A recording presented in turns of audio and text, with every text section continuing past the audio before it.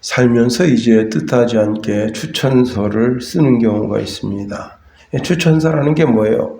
어떤 조건이나 대상에 적합한 인물을 책임지고 소개하는 것. 이게 네이버에 나와 있는 추천서라고 하는 단어에 대한 이제 답입니다. 사실 추천서를 쓰는 것이 쉽지가 않습니다. 더더욱이 이제 그 사람을 살면서 직접 겪어보지 않으면 그 사람에 대해서 추천서를 쓰기가 쉽지가 않아요. 한동안 이제 우리 교회에서 행정 지도를 받던 전도사님이 계셨어요. 이제 학교에서 만났는데 아주 착실한 전도사님입니다. 전상번 목사님이신데 우리 교회 이제 행정 지도를 받다 보니까 대학에서 이제 그분이 어떤 분입니까? 신앙생활은 어떠합니까? 전도생활은 어떠하고 헌금생활은 어떠하고 예배생활은 어떠하고 이런 전반적인 것을 이제 물어봐요. 1년에 이제 상반기, 하반기 이렇게 2번 날라오는데 제가 학교에서 친하게 지내는 전도사님이지만 사실은 잘 모르잖아요. 그냥 착한 전도사님 이 정도지. 그래서 이제 그 자질조사서가 왔는데 그 자질조사서에 이분이 어떤 분입니까? 이렇게 쓰는 것도 있어요. 그래서 제가 그 전사님한테 전화를 해가지고 전사님 장점 하나하고 단점 하나를 알려주세요 했더니 저는 장점밖에 없어요. 그러냐고. 그러면 오늘 저녁에 사모님 오시면 사모님한테 전도사님의 장점이 무엇이고 단점이 뭔가 물어봐서 알려달라. 여러분, 그 사모님이야말로 그 전도사님을 가장 정확하게 아는 분이에요. 그래서 제가 그 이제 설문지를 이렇게 사진을 찍어서 보내주고 전사님 답을 말하라. 그래서 이제 그 목회자 자질 조사서를 보낸 적이 있습니다. 오늘 본문에 보면 사도 바울이 두기고에 대한 추천을 하는 내용이 나와요. 그러니까 오늘 본문은 두기고에 대한 추천서라 할 수 있어요. 바울이 이제 예수님을 믿기 시작한 때가 나이 35세 정도가 됐는데 이건 지금 로마의 감옥에서 쓰는 편지잖아요. 이때 나이가 약 61세에서 62세 정도 나이가 됐습니다. 그리고 약 67세 정도에 순교당한 것으로 그렇게 나와 있습니다. 자, 근데 지금 이제 바울이 그 감옥 교도소에 갇혀 있는 그런 상황에 있을 때 그 바울이 거기서 편지를 집필하면 우리가 성경에 나와 있는 그 옥중 서신 말고 다른 서신도 있었는데 그 서신을 이렇게 전달하는 일을 누가 했느냐? 두기고라고 하는 분이 했다고 하는 겁니다. 이 편지의 전달자, 지금은 이제 전부 이렇게 우체국이 우리나라에 참 잘 발달되어 있고 전 세계적으로 이제 우편에 관한 것이 잘 발달되어져 있어서 우편 또 택배 이런 것이 잘 되지만 이때 당시엔 그런 게 아닙니다. 아는 사람이 인편으로 그것을 직접 갖다가 줘야만 되는 거예요. 그러니까 이 편지는 보통 비싼 편지가 아니에요. 왜? 사람이 직접 가지고 가야 되니까. 무슨 행랑에 들어있어서 행랑으로 움직여지는 게 아닙니다. 사람 손에 의해서 움직여지는 거예요. 자, 그러니까 이 에베소서 이 편지도 두기고가 에베소 교회에다 전달했다는 겁니다. 그런데 그 내용 중에 무엇이 있는가 하면 오늘 본문 21절, 22절 우리 한번 다 같이 다시 한번 읽어봅니다. 시작. 나의 사정 곧 내가 무엇을 하는지 너희에게도 알리려 하노니 사랑을 받는 형제요 주 안에서 진실한 일꾼인 두기고가 모든 일을 너희에게 알리리라. 아멘. 자, 두기고에 대한 추천을 하면서 두기고가 이런 사람이다 라고 말씀하고 있습니다. 그런데 두기고에 대한 말씀이 오늘 본문에만 나와 있는 것은 아니고 성경 전체를 보면 약 4번 정도 나옵니다. 사도행전 20장 4절에 보면 아시아까지 함께 가는 자인 베레아 사람 부르의 아들 소바다와 데살로니가 사람 아리스다고와 세군도와 더베 사람 가이오와 및 디모데와 아시아 사람 두기고와 드로비모라. 여기서 이제 7사람이 나오는데 그들은 2년 동안 아시아 교회들이 이제 예루살렘 교회가 당시 이제 엄청난 핍박을 받고 있어서 먹고 사는 것도 쉽지 않아요. 그래서 그때 이제 이렇게 구제 헌금을 해가지고 구제 헌금을 갖다가 예루살렘 교회에 갖다 주는 거예요. 그때 한 대표가 누구냐? 두기고였다는 거예요. 여러분, 두기고는 아시아 사람이라고 소개합니다. 다시 말하면 아시아 교회를 대표하는 사람이라는 거예요. 두기고는 아시아를 대표하는 사람으로서 예루살렘 교회가 경제적으로 어려움에 빠졌을 때 그때 구제에 힘쓰던 사람이었다고 하는 거예요. 초대 교회는 이제 120명의 성도가 마가다락방에서 성령 충만함 받으면서 교회가 시작됩니다. 그런데 점점 부흥해서 약 3만 5천 명으로 늘어났습니다. 그런데 그때 당시에 사도행전 7장에 보면 교회가 아주 부흥이 극에 달할 정도였어요. 당시 이제 예루살렘의 인구가 한 2만 5천에서 3만 정도밖에 안 됩니다. 그런데 성도가 3만 5천이라면 그 예루살렘 전체가 다 예수 믿는 거 아니잖아요. 그죠? 한 반 정도 믿었다면 나머지는 예루살렘 교회로 예배드리러 온 사람들이다. 그런데 이제 사도행전 8장을 넘어가면 그때 유대교로부터 엄청난 핍박이 시작됩니다. 그래서 그때 흩어지기 시작하는 거예요. 그런데 그럼에도 불구하고 예루살렘에 남아있는 많은 성도들이 있었습니다. 그들이 극심한 핍박을 받으면서 굶주림 속에 있다. 그때 이제 이들을 구제하기 위해서 헌금을 모아서 갈 때 여러분 두기고가 같이 가게 됐다는 거예요. 그런데 여러분 사람이요 묵을 가까이 하면 묵이 묻는 거예요.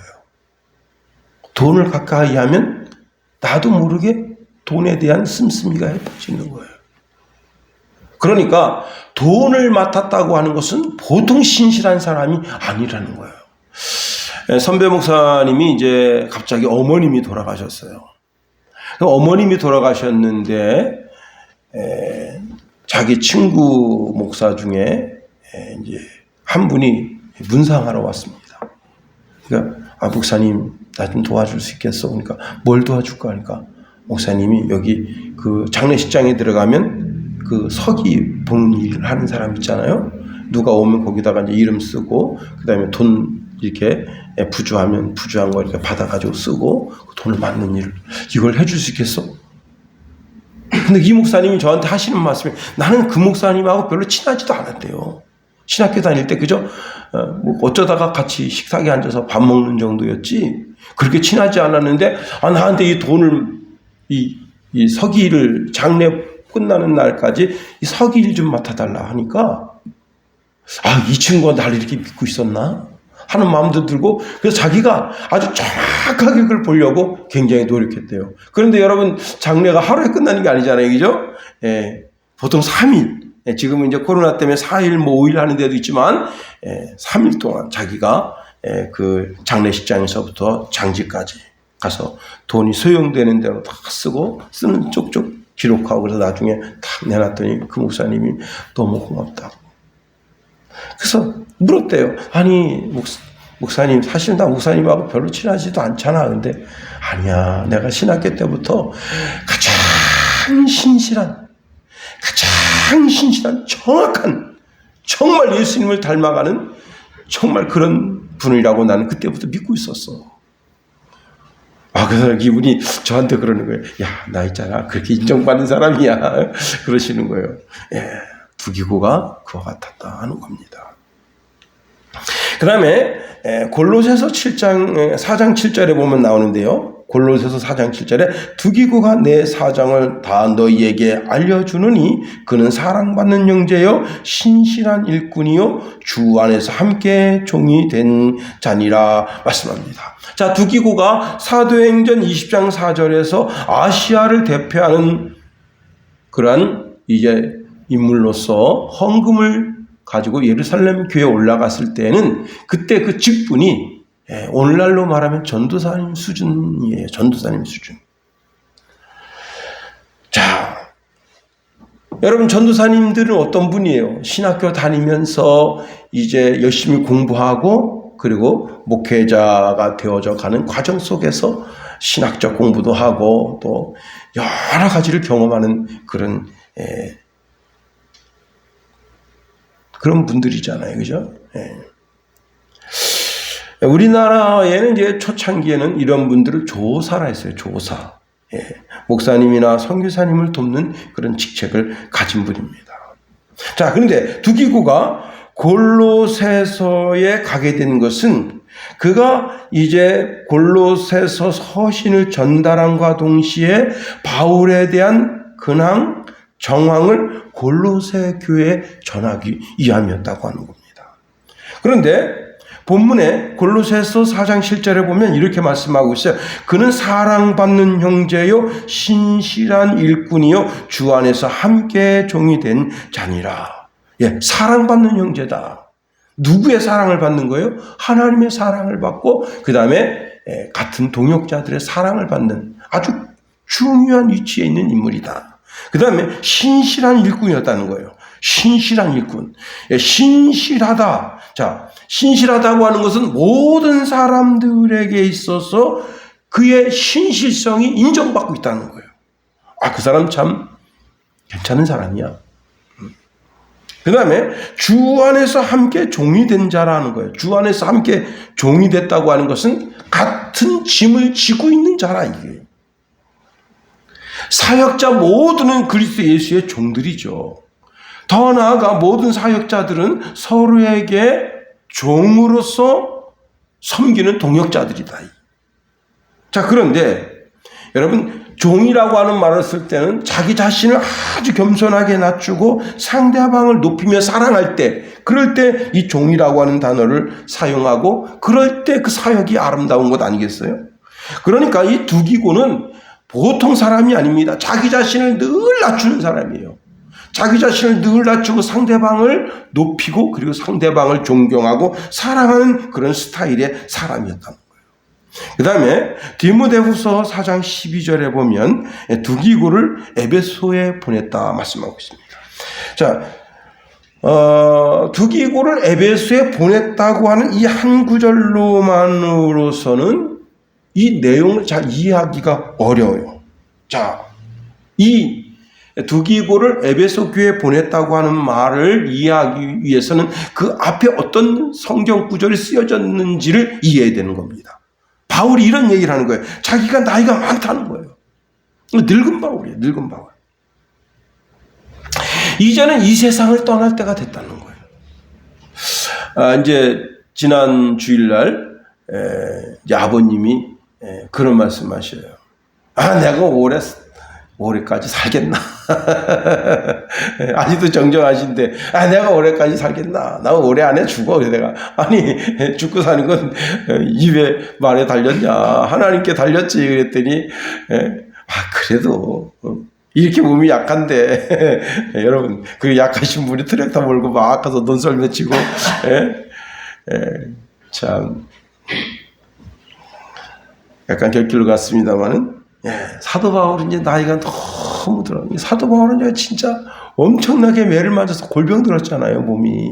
응? 매는 장사 없는 거예요. 응? 40에 하나, 감한 매를 몇 번씩 맞죠. 응?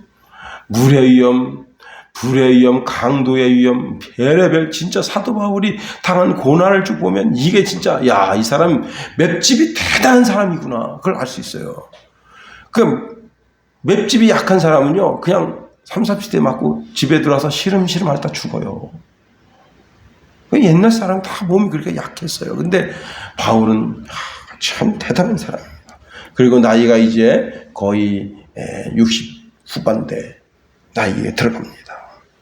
바울이 이런 말합니다. 디모데후서 4장 7절 8절에 보니까 나는 선한 싸움을 싸우고 나의 달려갈 길을 마치고 믿음을 지켰으니 이제후로는 나를 위하여 의의 면류관이 예비되었으므로 주 곧 의로우신 재판장이 그 날에 내게 주실 것이요 내게만 아니라 주의 나타나심을 사모하는 모든 자에게도니라.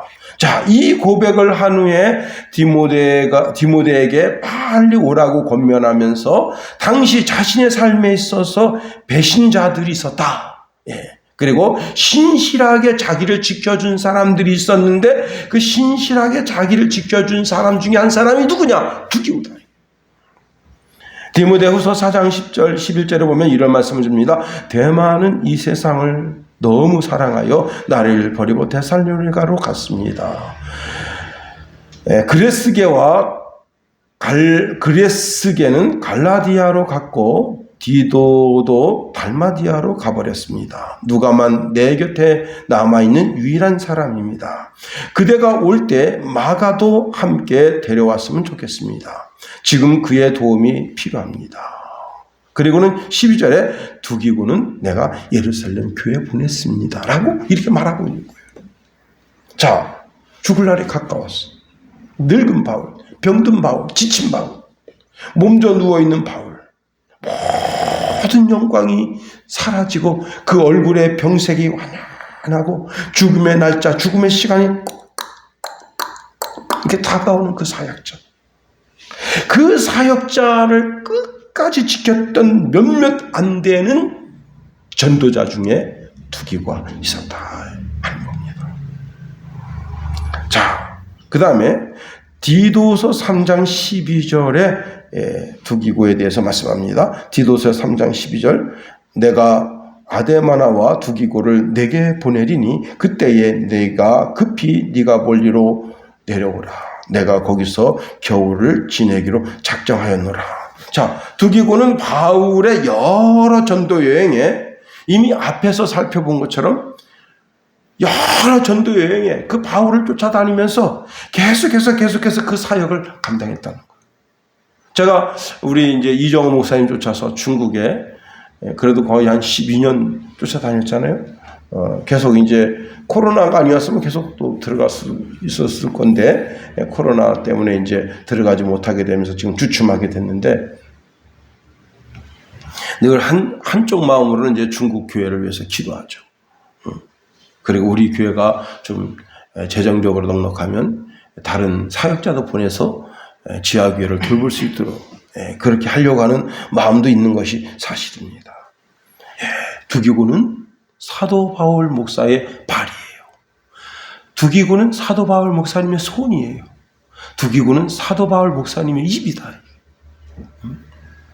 다시 말하면 어딜 가든지 두기고 목사는 바울을 쫓아다니는 거예요. 거기에서 그리스도의 향기를 바라며 바울 사도가 이제 늙어서 쉬고 있으면 대신 가서 말씀 증거하고 그리고는 오늘 본문의 말씀이에요.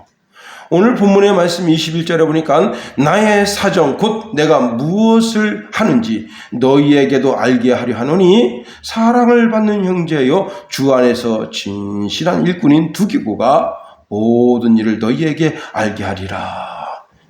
두기고는 어떤 사람이냐? 바울의 형편과 처지를 예루살렘 교회에 알게 하는 그런 사람이었다는 거예요. 그래서 오늘 본문 21절 상반절에 보면 나의 사정, 나의 속사정 22절에도 말씀하고 있죠. 곧 내가 무엇을 하는지 너희에게 알게 하려 하노니 그랬습니다. 두기고는 바울의 곁에서 어떤 형편과 처지에 바울이 속해 있는지 아는 사람이고 그것을 몇몇 사람에게 전파하는 사람들에게 많은 그 성도들에게 전파하는 몇몇 안 되는 사람 중에 한 사람이었다는 거예요. 자, 우리는 바울이 쓴 옥준 서신을 통해서 바울의 형편과 처지를 알 수가 있습니다. 그러나 두기고는 바울을 직접 목격한 사람이에요. 그 교도소에 있는 처참한 모습을 직접 목격한 사람이에요.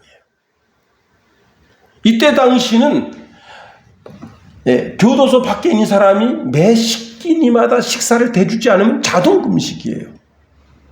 이게 얼마나 힘드냐. 응? 여러분 한 끼 굶어봐요.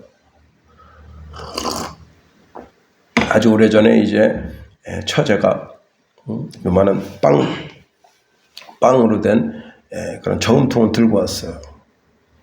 목사님 이거 받으세요. 이거 뭡니까? 제가요 사순절 40일 동안 한 끼 금식한. 이야, 목사도 안 했는데. 여러분 물론 이제 저도 젊었을 때 뭐 40일 금식, 뭐 아침 금식, 뭐 또 저녁 금식 별거 다 해봤어요. 근데 야 진짜 힘들어. 나이 드니까 힘들어요 그게. 금식도 젊어서 하는 거야. 뭐 이렇게 지나가면 먹고 싶네. 그게 힘들다고. 아침에 새벽 예배 드리고 계단 올라가는데 어느 집에서 청국장 냄새가 나는. 저 청국장. 그 다음에 또 여러분 그 짜장면 냄새. 와 진짜 어느 집에서 고등어를 굽는데 그 냄새가 문틈으로 싹 나오면 이야. 네, 그거를 40일 동안 금식하면서 한 끼니를 1,500원씩 계산해가지고 딱 넣었는데 참 눈물겹더라고. 근데 그건 하나님께 내가 정한 바 뜻이 있는 거잖아요. 그래서 하는 거지.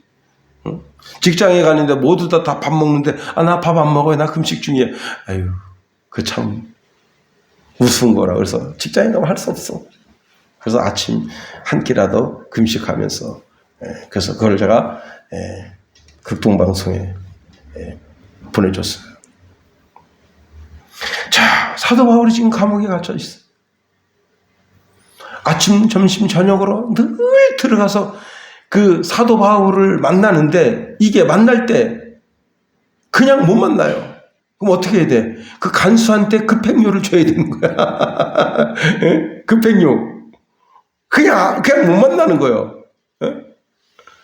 급행료를 줘야 돼. 다음은 몇 푼이라도 줘야 되고, 오늘 돈도 없는데, 그냥, 저 식사만 같이 하는데 좀 만나게 좀 해주십시오. 야, 그러니까 지 애잔함, 에베소서 6장 21절에 보면 사도 바울이 자기 자신을 쇠사슬에 매인 사신이라 할까요? 어떤 문제가 생기면 와서 두 팔에다가 착고를 채우고 참 괴롭힙니다. 여러분, 그런 것을 가장 지근거리에서 지켜본 사람이 바로 두기고였다.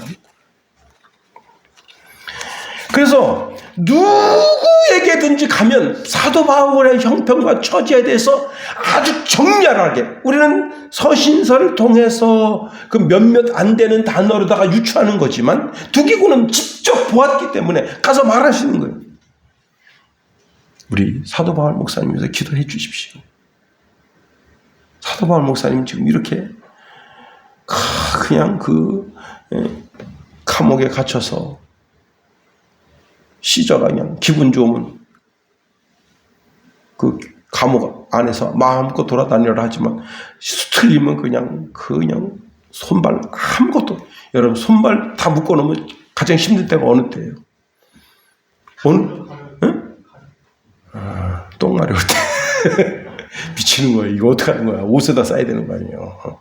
간지러울 땐 그건 진짜 그냥 어떻게 참을 수 있을는지 몰라도 소변 마렵고 응가 마려울 때 그냥 바지에다 지려야 되는 거예요. 근데 그걸 여러분 주의 형제들이 가서 보는 거예요.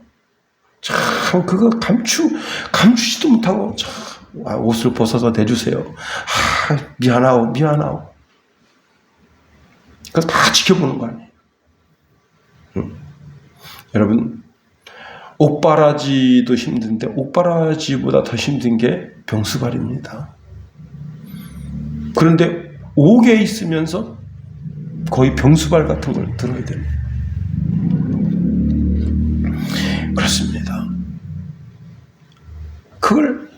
지금거리에서 처음부터 끝까지 지켜본 누가, 의원 누가, 그리고 두기고, 디도 이런 분들이 지켜본 거예요.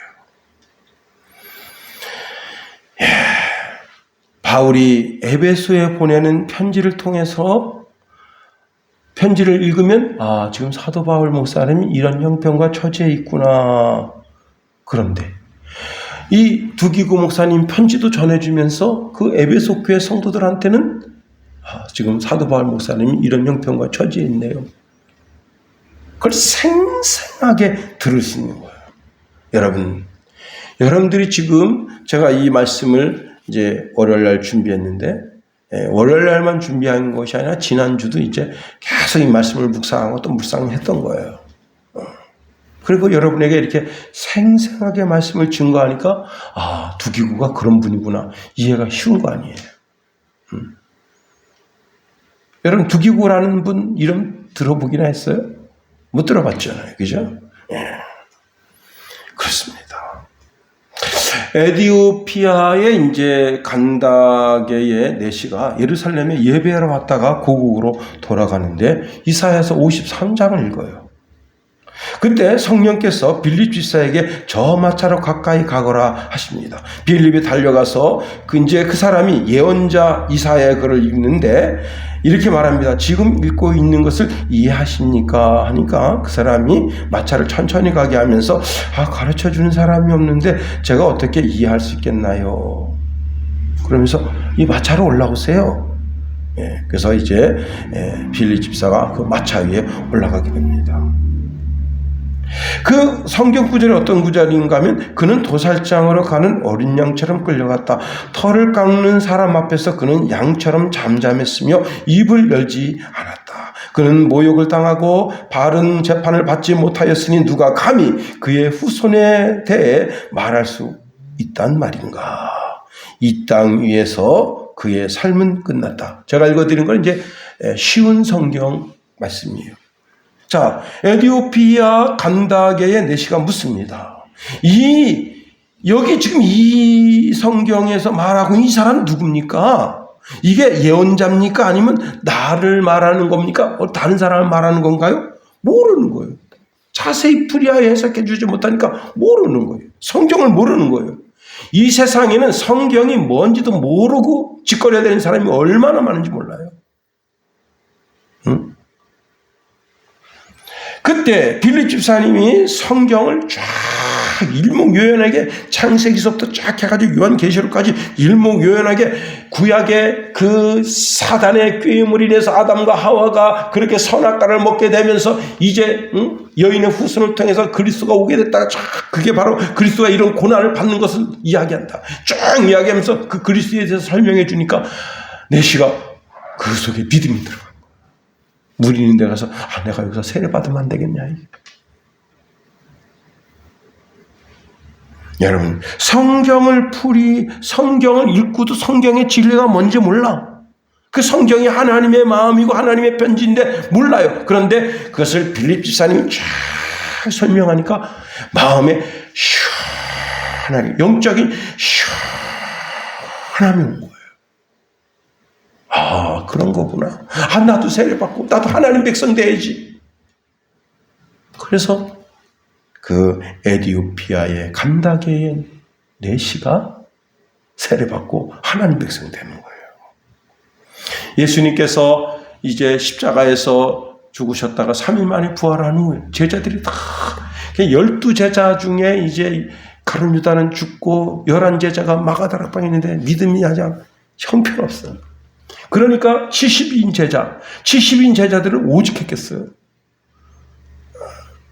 그 중에 둘이 이제 예루살렘에서 여리고를 내려갑니다. 그때 어떤 분이 같이 동행을 해줬어요.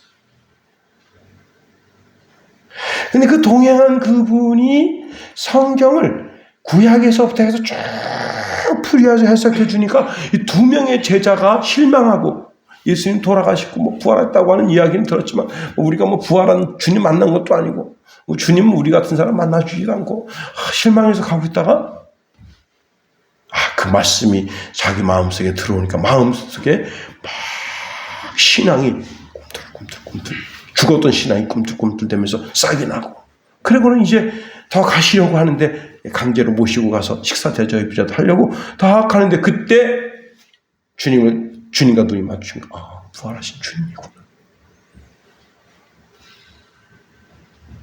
여러분, 두기고는 에베소에 보내진 바울의 편지고 더 정확하게 말하면 바울의 스피커였다. 이 세상에는 지금 에베소 교회처럼 편지만 성경만 보고 이게 도대체 무슨 뜻이지? 몰라서 영적으로 답답해가지고 영적으로 괴로워하는 사람들이 많습니다. 그 사람들을 향해서 보내지는 우리가 그리스도의 스피커라는 사실을 알아야 돼요.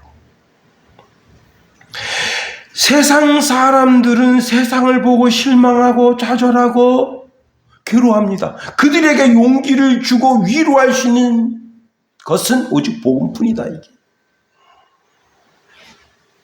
저는 요즘 이제 유튜브 뉴스를 거의 잘 안 봐요. 그냥 봐도 한 3-4개 그냥 이게 헤드라인하고 조그만 1-2분 정도만 쭉 보고 이런 일이 있었구나. 왜? 세상 뉴스 여러분 지금 뭐 민노총 어쩌저쩌 그래도 60년대 50년대 60년대 70년대 이 빨갱이들이 설친 거 생각하면 여러분 지금은 양반이에요. 양반. 응? 서울대에 그냥 빨간 대자보가 쫙 붙어가지고 거기서 박정희 타도 학생들이 다 줄 띄고 여러분 매일 대모에서 매일 인도블록 여자애들이 쫙 인도블록 쫙 깨가지고 요만하게 딱 만들어주면 그 걔네들이 그냥 야구 실력이 얼마나 좋은지 확 던지면 그냥 정경 여기만 하면 피 팍 터지고 여러분 독재 타도 박정희는 물러가라. 이야 진짜. 그 다음에 전두환은 물러가라.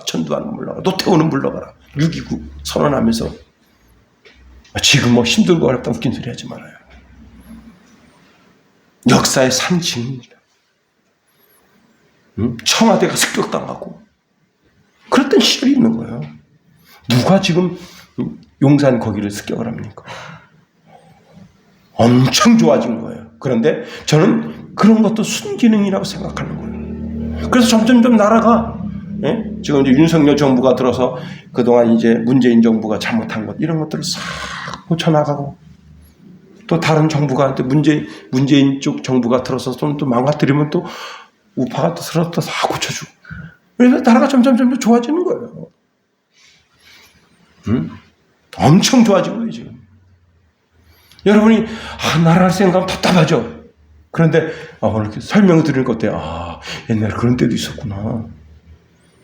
여러분, 서울대에 계속 그냥 수백 대의 그냥 정경차가 있었고요. 저도 군대 가서도 방패 잡고, 이런 거 연습했다고.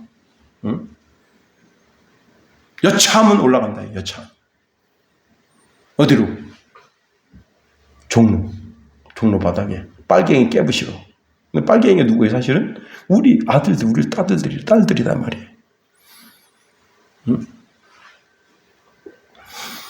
여러분 이 세상에 무슨 소망이 있다고 생각하면 큰 오산입니다. 정치에 무슨 소망이 있고 경제에 무슨 소망이 있고 문화에 무슨 소망이 있고 그 소망이 있다고 생각하면 큰 오산이에요. 오직 소망은 예수뿐이에요. 절망 속에 있는 저들에게 복음을 전해줄 때 그 심령이 말로만 듣던 글로만 보던 것이 그런 때도 있었구나. 두 번째로 두기고는 사랑받는 형제다. 21절 중반절에 이렇게 말씀하고 있네요. 사랑을 받는 형제요 주 안에서 진실한 일꾼이라.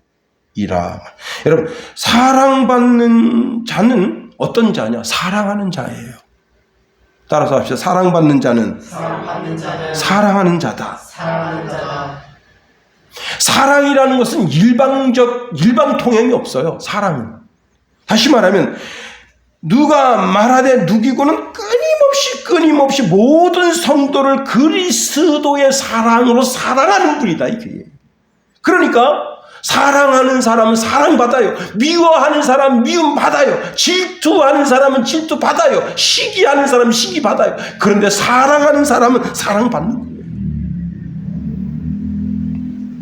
제가 이 말씀 준비하면서 참 회개했습니다.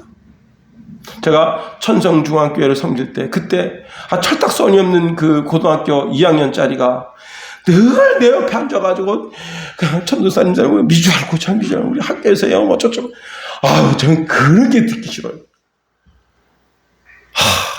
얘야 그런 것까지 내가 알아야 되겠냐. 붙잡아놓고 그냥 천도사님 오늘 학교에서 어떤 일이요 그래가지고 또 물었다가 웃었다. 내가 그냥 신경질 한번 팍 냈잖아. 내가 도저히 못 참겠는 거예요.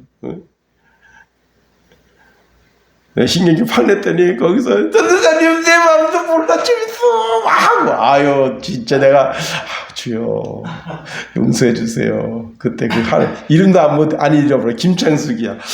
그 창숙자매의 마음을 아프게 한 걸 용서해 주소서. 진짜 미주알 고주알 뭐 연필을 훔쳐갔네 어쨌네 지우개를 훔쳐갔네 어쨌네 내게서 이거 잠언서 17장 9절에 이런 말씀 줍니다. 허물을 덮어주는 자는 사랑을 구하는 자요 그것을 거듭 말하는 자는 친한 것을 이간하는 자니라. 여러분 타인의 잘못을 덮어주는 사람은 사랑을 실천하는 사람이다. 말로만 떠들어서 사랑이 되는 게 아니에요. 사랑은 내 손발이 움직여져야 되고 내 마음이 움직여져야 되고 눈과 귀가 움직여져야 되는 거예요. 사랑은 명사가 아니에요. 동사. 그렇습니다. 여러분 신명기 말씀에도 하나님이 우리에게 요구하신 최고의 말씀이 뭐예요? 내 이웃을 내 몸같이 사랑하라. 그렇습니다. 우리는 모두는 사랑하는 일에 최선을 다해야 됩니다. 그 다음에 두기고는 아주 신실한 형제라. 신실한 형제. 여러분 우리는 신실한 형제, 진실한 사람이 되어야 되는 겁니다. 진실하다라고 하는 말은 믿음이 간다는 거예요. 두기고는 믿음이 가는 사람이다. 다시 말해서 믿을 만한 사람이라는 거예요. 여러분 우리가 살면서 최고의 칭찬이 뭡니까? 그 사람 참 신실한 사람이야. 믿을 만한 사람이야. 그게 뭐예요? 약속을 잘 지킨다. 약속을 지키는데 철두철미하다. 제가 이제 전도사 때, 강도사 때 우리가 종로 2가에서 이제 모임을 많이 가져서 짜장면 집에서 보통 이제 많이 모이면 한 대여 명 모이고 보통 그래서 10명 넘게 모였어요. 전사님들이. 거기 이제 서점에 가가지고 선교 서점에 가서 책도 사고 그리고 이제 짜장면집 가서 같이 짜장면 먹고 그리고 이제 이런저런 얘기하다가 돌아오는 게 이제 일관돼. 이름 되기는 좀 그런데 그 선교사님이에요. 다 모여가지고 전화를 해요. 지금 어디쯤 오셨습니까? 곧 도착합니다. 이야, 진짜. 그때 막 삐삐 차고 다니던 그런 데란 말이에요. 또 다시 또 불러요. 근데 제가 알기로는 종로 2가에서 그 수요일, 죄송합니다. 야, 이거 그냥 나왔네, 누군지.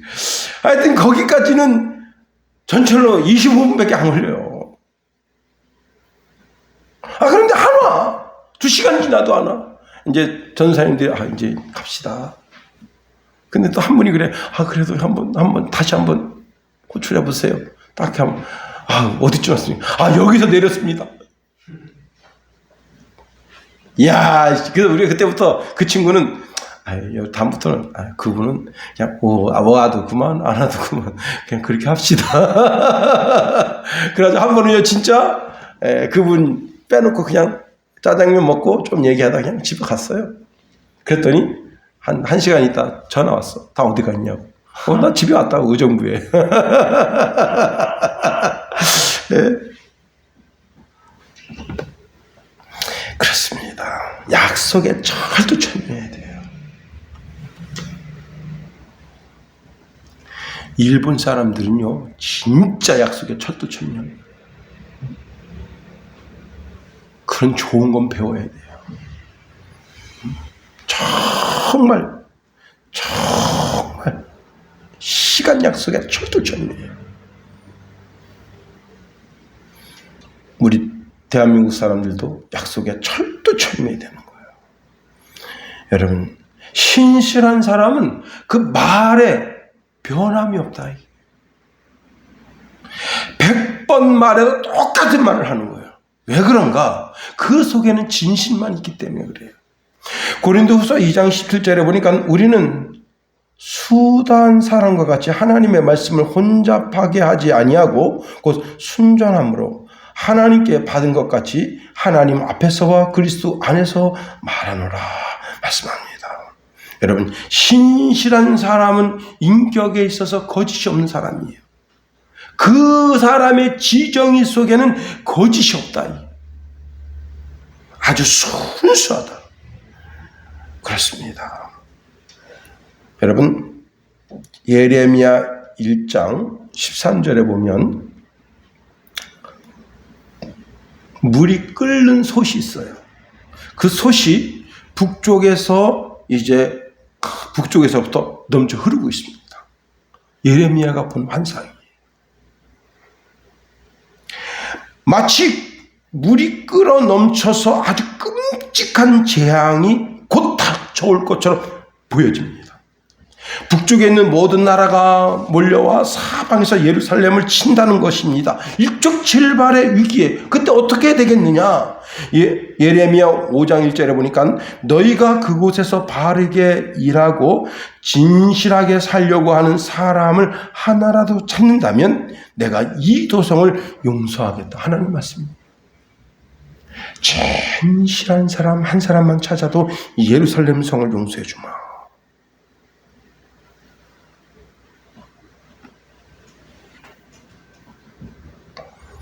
하나님께서 대한민국을 저 북한의 김정은, 저 중국의 시진핑 들어가지고 대한민국을 뜨거운 불가마로 그냥 쏟아가지고 다 되어 죽이려고 마음먹으셨더라도 대한민국에 정말 진실한 사람, 그 사람의 영혼 속에, 그 사람의 지정의 속에 거짓이 없고 오직 하나님을 사랑하되 뜨겁게 사랑해서 그 마음속에 정말 예수님의 마음을 닮아서 순전한 사람, 그 한 사람을 보시고 이 나라를 향한 하나님의 진노를 거두신다면 그 사람이 누가 되어야 되겠냐?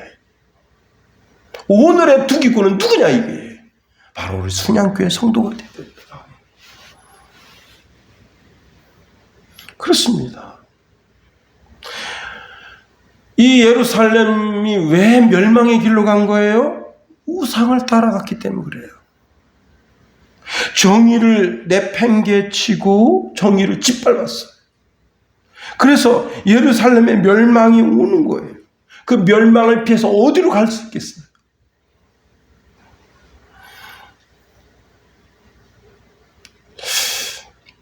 그 EBS에서 한 35분 정도 뭘 보여줬는가 하면 미국의 벙커.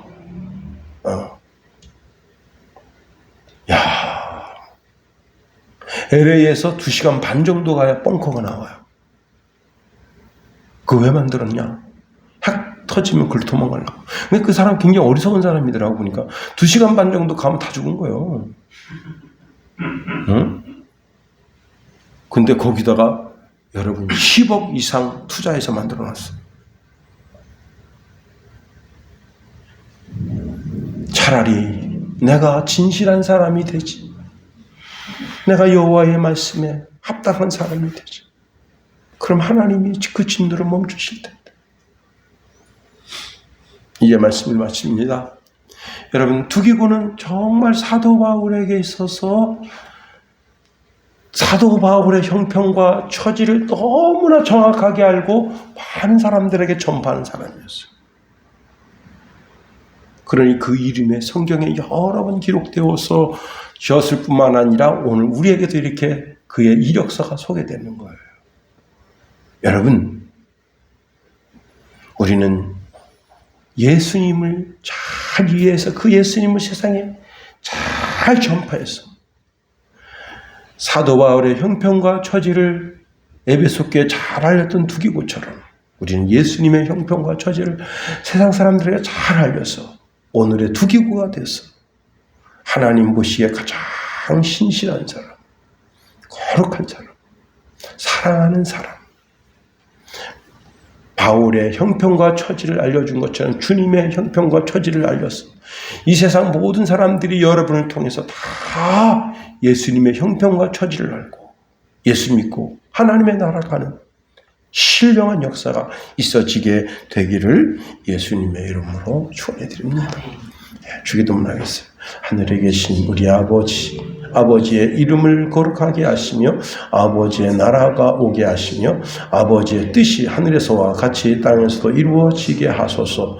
오늘 우리에게 일용할 양식을 주시고 우리가 우리에게 잘못한 사람을 용서하여 준 것 같이 우리 죄를 용서하여 주시고 우리 시험에 빠지지 않게 하시고 악에서 구하소서. 나라와 권능과 영광이 영원히 아버지의 것입니다. 아멘.